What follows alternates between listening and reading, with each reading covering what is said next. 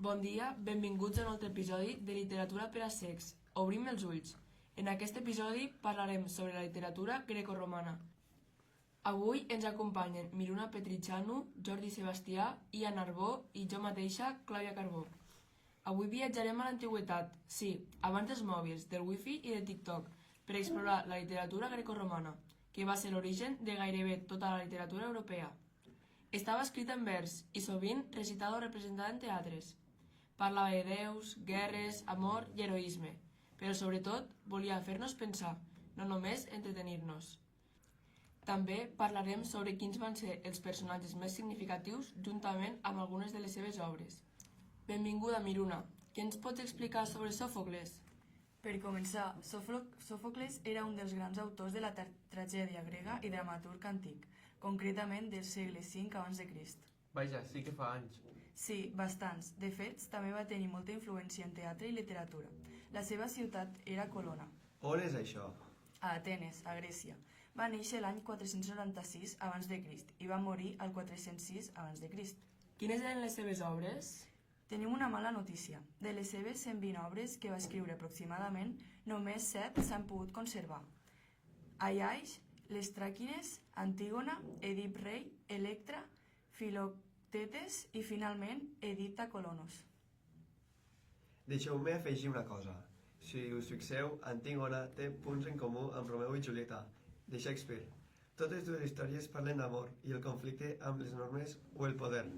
Antígona desafia el rei per amor al seu germà i Romeu i Julieta desafien les seves famílies per estar junts. En tots els casos, l'amor i la lleialtat porten un final tràgic, però molt humà i intens. O sigui que Antígona seria com la versió grega de Romeu i Julieta, però sense balcons i amb més togues. Exacte. El drama és universal, només canvien els segles. Has dit que va tenir influència en el teatre?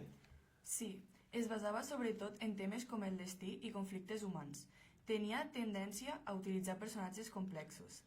Va revolucionar el teatre, ja que va fer un augment del cor i va decorar les seves obres. Va tenir molta importància, doncs, no?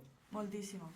De fet, les seves obres encara segueixen estudiant avui en dia, per la seva profunditat moral i humana. Moltes gràcies per explicar-nos-ho, Miruna.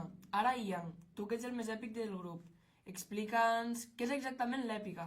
Doncs mira, l'èpica és el gènere de les grans aventures i herois amb drama. El més famós és Homer, no el dels Simpsons, sinó el que va escriure la Ilíada i l'Odissea.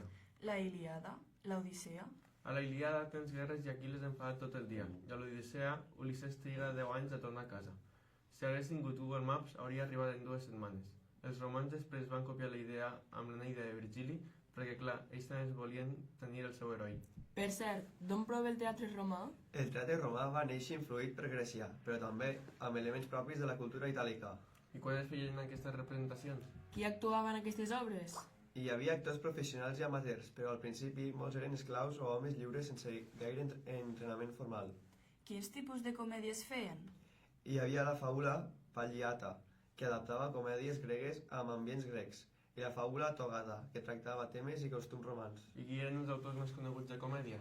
Nevi, Plaute i Terenci. També feien tragèdies, no? Sí, la tragèdia romana adaptava mites grecs i històries romanes. Hi havia la Crepidata, d'origen grec, i la Pretexta, amb temes romans. I qui destacava en aquest gènere? Els principals autors van ser Eni, Pacubi, Asi i Sèneca. I encara es representaven al final? Les tragèdies sobretot es llegien, no es representaven.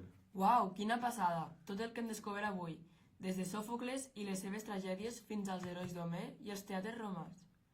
Sembla que la literatura antiga era com el Netflix de fa 2000 anys. Totalment. Tenim drama, acció, amor, morts... Només ens faltava una bona banda sonora èpica. I el millor de tot és que tot i el temps que ha passat, aquestes històries encara ens fan sentir coses. Amor, ràbia, tristesa, igual que les sèries o pel·lis d'avui. Sí, al final, la literatura grecorromana ens recorda que els humans no hem canviat tant. Seguim buscant sentit, emocions i històries que ens facin pensar. Exacte, potser ja no portem togues ni parlem amb déus, però tots tenim una mica d'Ulisses, una mica d'Antígona i fins i tot un toc d'Aquil·les dins nostre. Això sí, sense guerres ni tragèdies, sisplau. Gràcies Miruna, Jordi i Ian per fer aquest viatge al passat tan divertit i interessant. I gràcies a vosaltres, oients, per escoltar-nos. Recordeu, potser no som déus de l'Olimp, però encara podem aprendre molt dels clàssics. Fins al pròxim episodi, obrim els ulls.